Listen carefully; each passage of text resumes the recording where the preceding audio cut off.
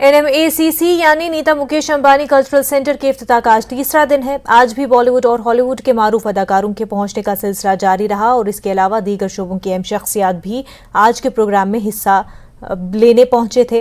कुछ अहम नामों की बात करें तो मास्टर ब्लास्टर सचिन तेंदुलकर, बॉलीवुड अदाकारा माधुरी दीक्षित, सोनम कपूर, मारूफ film maker director Rajkumar Hirani यहां पहुंचे। आइए सुनते हैं उन्होंने क्या कुछ कहा। Mukesh Ambani cultural.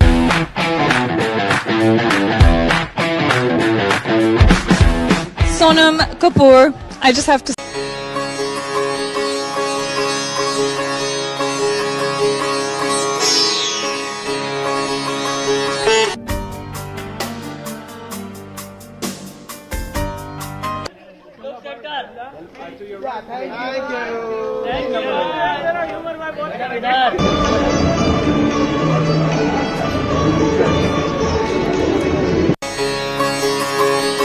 Always fashionable. Who are you wearing tonight? I'm wearing an archival Abu Jani Sandeep Khosla. This is actually in the museum right now. Yeah, so they wanted me to wear this special piece today. What do you think it sets? Like it sets everything apart from the world, you know, because we've never had anything like this. And not only that, like I've seen that it's at a world-class level. Like it's extraordinary, and it's so intrinsically Indian, but it's also just international. How do you think this will impact the cultural landscape of India? Well, honestly, I think anything to do with art and culture, you know, helps in every which way possible to just make, you know, India better and brighter. And I think there are so many young people, they need to be influenced by our culture. Yeah. Thank you so much, Sonam. You look beautiful. I think people here in our country wouldn't have really seen anything like this, because first of all, we don't have a stage, though we do we have great artists, we have people who are interested in theatre, people who go and watch a lot of theatre, but unfortunately till now we had very basic stages. So now for the first time we have a stage where sets are getting changed, suddenly things are going up and down, you have lightings which are digitally controlled with music.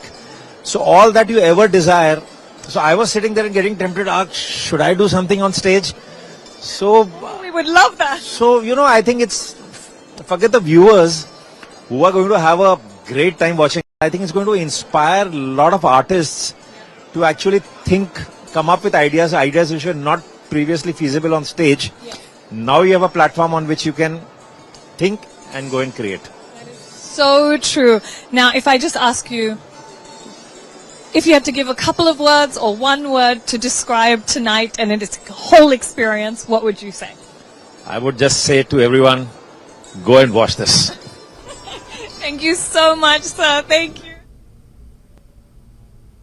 शब क़द्र और हिलाल ईद से मुतल्लिक़ इंतशार कैफ़र का अज़ाला करने के लिए जहां गुज़श्ता चंद रोज़ क़ब्ल कश्मीर में तमाम मकतब फ़िक्र से मुंसलिक उलमाए किराम ने इत्तेहाद का मुज़ाहरा करते हुए मिल्लत को जोड़ने रखने की कोशिश की, जिसे अवामी सतह पर एक खुशाइंद कदम करार दिया गया। वहीं इंतशारी कैफियत के न रुकने वाले सिलसिले से मिल्लत को बाहर निकालने के लिए आज सुबह जम्मू के आइमा मसाजिद ने मुफ्ती आज़म जम्मू कश्मीर के फैसले पर इत्तेफाक का ऐलान करते हुए उम्मत को ये पैगाम दिया कि वो इंतशारी कैफियत से बाहर आ जाएं और उस फैसले को ही सही माने जो फैसला चंद रोज कब्ल वादी कश्मीर में तमाम मकतब फ़िक्र के उलमाए किराम की मौजूदगी और तायीद से तय पाया गया।